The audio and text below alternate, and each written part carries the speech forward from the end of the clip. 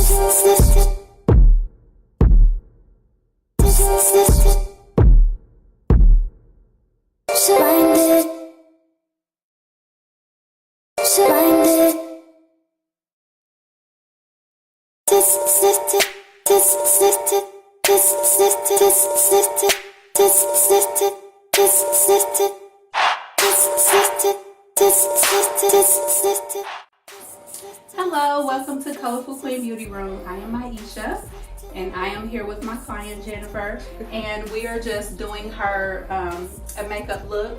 We're going to kind of go glam. We're going to add some purple tones to her, maybe a little bit of gold and some darker colors.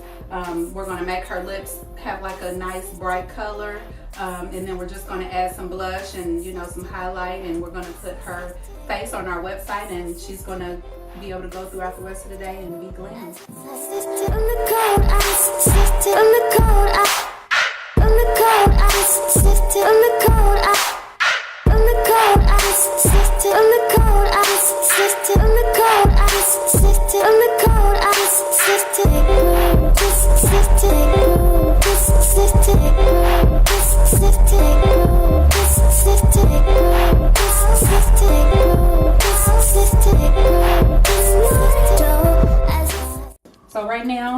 have the purple base on her lids. That was his 24-hour Maybelline tattoo. And so what I'm doing right now, this is the Makeup Forever Artist Shadow in number 2. And I purchased this at Sephora, and it just has 9 colors in here. And I'm using this purple shade, and because it's a mid-tone, I'm gonna put it on the middle of her lid. And the it's like the biggest part of her lid, and then on the inner 1/3 and the outer 1/3, I'm gonna add another color. And so on the inner third, I'm gonna go with this pink color shade. And then on the outer third, I'm gonna go with this green holographic shade. It has a little bit of purple in it too, so it ties the look together. And we're gonna blend all 3 of these colors together. And then I'm gonna go back in her crease with a darker shade to blend all that together. And then we're gonna highlight her brow bone to bring definition to the eye. Okay, so this next step right here, I have added the light color above her shadow but below her brow bone, and it's really light, so that's basically concealer. It can be concealer or cream highlighter, and I use this Tarte Shape Tape. It's like the bomb. It's really, really, really good. It has good coverage, and it actually does look like it brings light to the face. So I use that with this little tiny brush. You can normally do something like this, or a square shader brush, and it'll get up under the brows.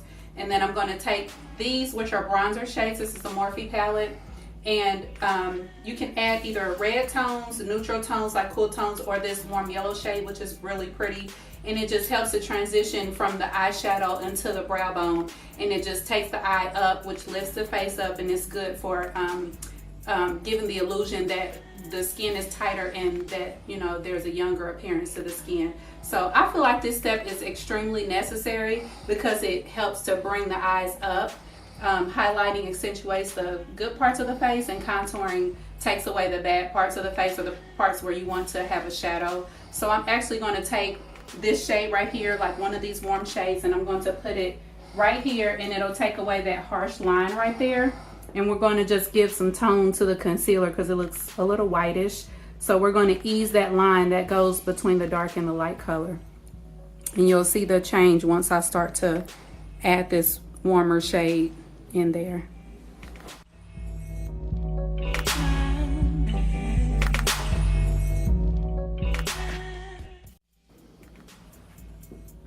So instead of this area being just skin color, it kind of gives a light appearance, and then we're going to add lashes to finish off the look.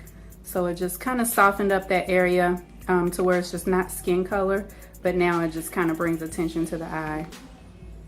And then we can go in with a powder highlighter to accentuate it even more, or we can just leave it like that.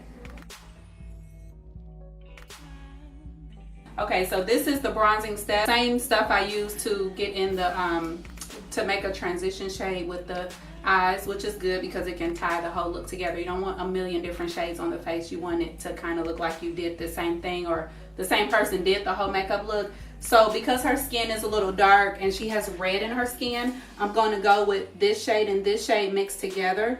And so what I'm doing is just applying this around the perimeter of her face, and it gives more natural appearance that she is bronzed from the sun. And you want to just do that around the face, because naturally around the face is a little bit darker, it's a little bit more red, you know, hence how your hair is blonder in the front. It's just from the sun. And also when you put on foundation, if the color of the foundation doesn't match, you can always fix it with highlighting and bronzing.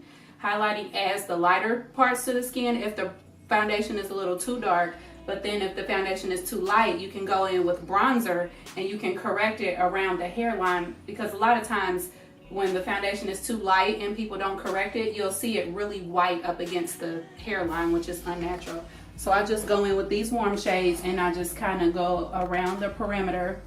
You know, you can dust the ears and then go around here to give the shadow appearance.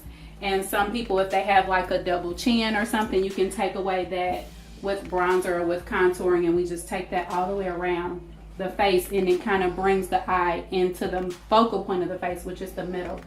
And another thing I like to do also is contour with these warm shades. It just gives a natural appearance. If you're a warm toned person, if you're a cool tone, you won't want to do these warm shades. So you have to stick with the tone of your skin. So I'm using a Morphe M529 brush to do her contour. And that just goes right in this area where there's naturally a shadow. And this is going to be the foundation for the blush. So it's going to go bronzer or contour, blush, and then highlight.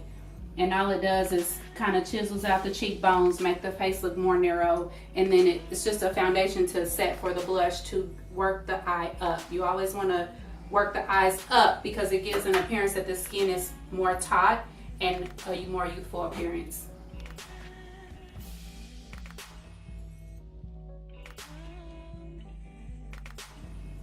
So this goes like a C shape, and you can do whatever shape you want, but it goes like a C shape around the brow because it just carries the eye up and around.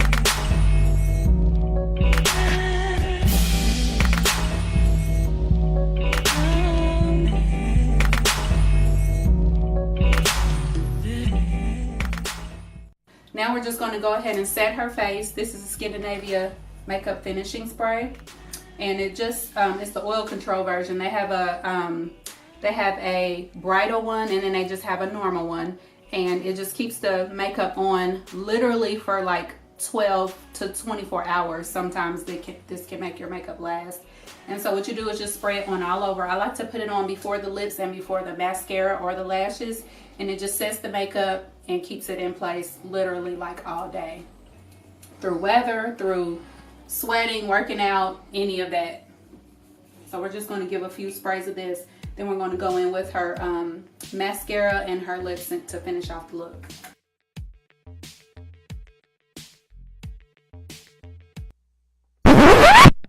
This is not weave glue.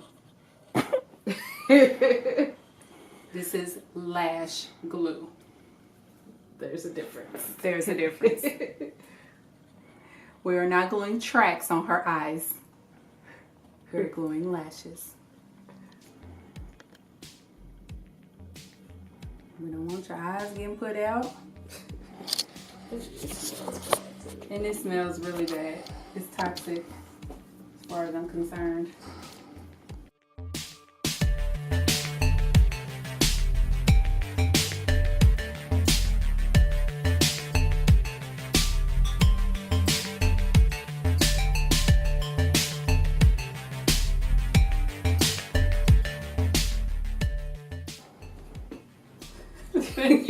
Making these faces.